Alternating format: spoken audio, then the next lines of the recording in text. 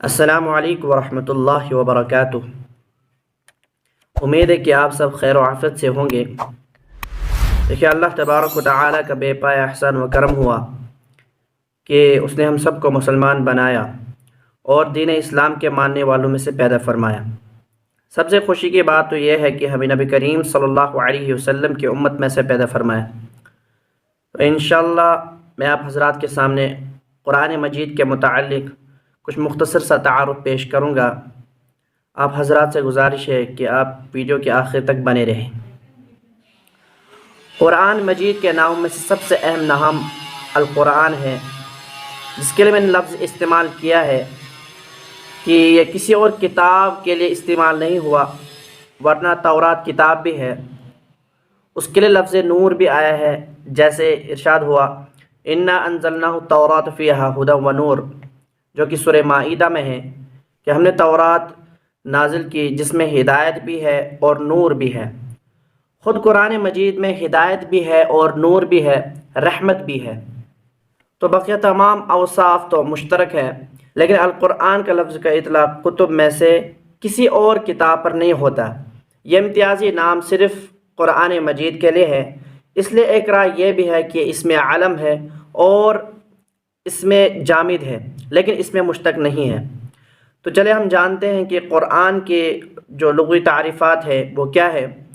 تو قرآن کے لغوی تعریفات بے شمار پڑے ہوئے ہیں، بڑی بڑی کتابوں میں بہت سارے اس کی معنویت ہے۔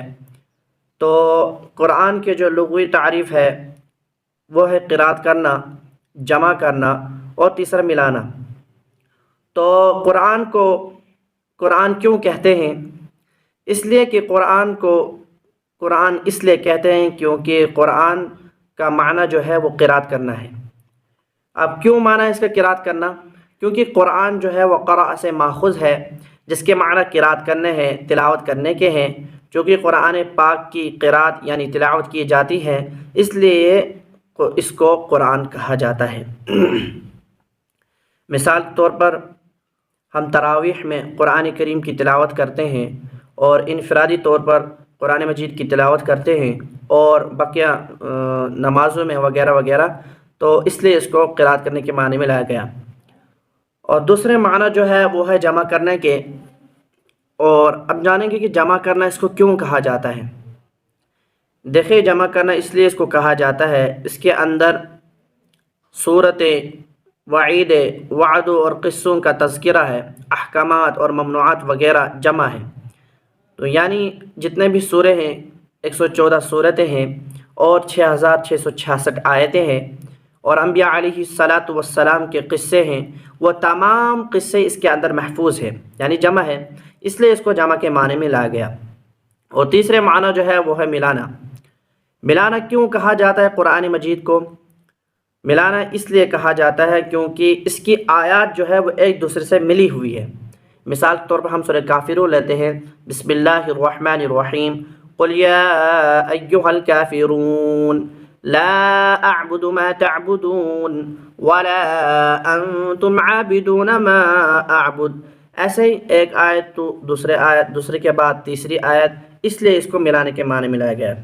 کسی بھی چیز کو شروع کرنے سے پہلے اگر اس کا ہمارے سامنے تعارف ہو کہ کتاب نازل کیوں ہوئی ہے، اس کے مقصد کیا ہے، کس مقصد کے لیے اس کو نازل کیا گیا، تو اس کو سننے اور پڑھنے میں انسان دلچسپی سے کام لیتا ہے۔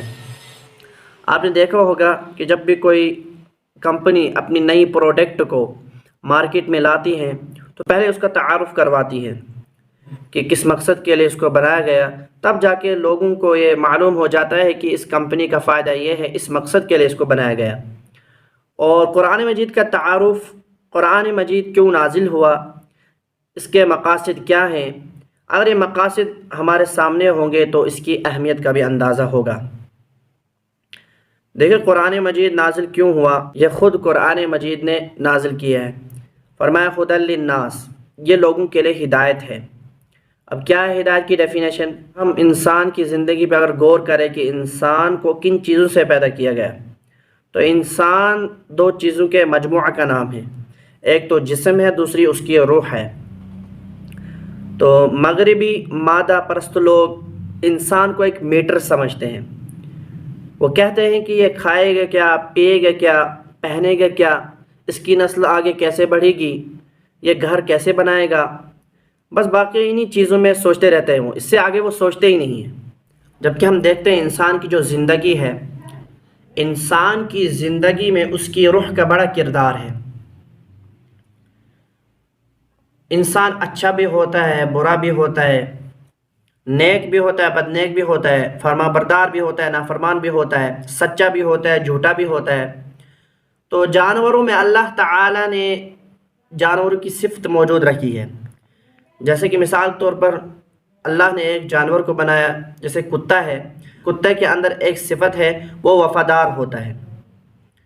تو اللہ تعالیٰ نے جس فطرت پہ اس کو چلانا تھا، اس فطرت سے کوئی ہٹایا نہیں جا سکتا۔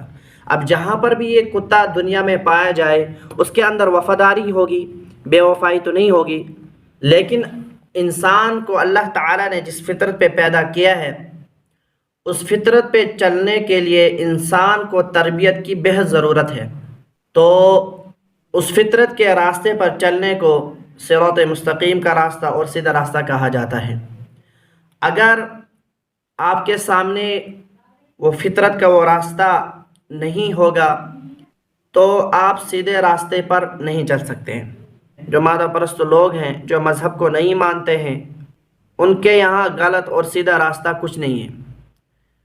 وہ کہتے ہیں کہ سیدھا راستہ کیا ہوتا ہے، آپ کھاؤ پیو عیش کرو، عیش کی زندگی گزارو، اپنی لائف کو انجوائے کرو، یہ ہے سیدھا راستہ، اس کے علاوہ کوئی دوسرا سیدھا راستہ نہیں ہے۔ لیکن اگر انسان کی زندگی میں یہ سیدھا راستہ اور غلط راستہ نکال دیا جائے تو پھر انسان اور جانور میں کچھ فرق نہیں رہتا۔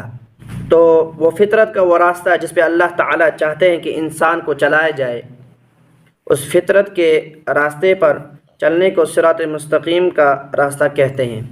اور یہ قرآن کے علاوہ دنیا کی کوئی دوسری کتاب نہیں ہے جو اس کو صراط مستقیم کا راستہ بتائے۔ تو ایسے ہی انشاءاللہ الرحمن ہم قرآن کے سیریلز اپلوڈ کرنے والے ہیں، جو کہ پارے کے حساب سے اپلوڈ کی جائے گی۔ آپ حضرات سے گزارش ہے کہ اس ویڈیو کو آپ اپنے دینی بھائیوں اور اپنے دینی بہنوں میں زیادہ سے زیادہ ثواب کی نیت سے شیئر کریں، تاکہ جو قرآن مجید سے ناآشنا ہے وہ بھی اس سے آگاہ ہو جائے۔ پہلے تو ہم نے کچھ چند ویڈیو اپلوڈ کی تھی جو کہ تدویر میں پڑھی گئی تھی، تدویر میں اپلوڈ کی گئی تھی۔ تو کچھ ساتھیوں نے ہمیں بھی ایسے رائے دی کہ ہم پہلے اس کو حدر میں اپلوڈ کریں، اس کے بعد انشاءاللہ الرحمن قرآن ترتیب وائز ایک رکوع ٹو رکوع کے حساب سے اپلوڈ کیا جائے گا، اور قرآن کی اہمیت کا اندازہ بھی ہمیں ہوگا۔ تو دیجیے اجازت، السلام علیکم ورحمۃ اللہ وبرکاتہ۔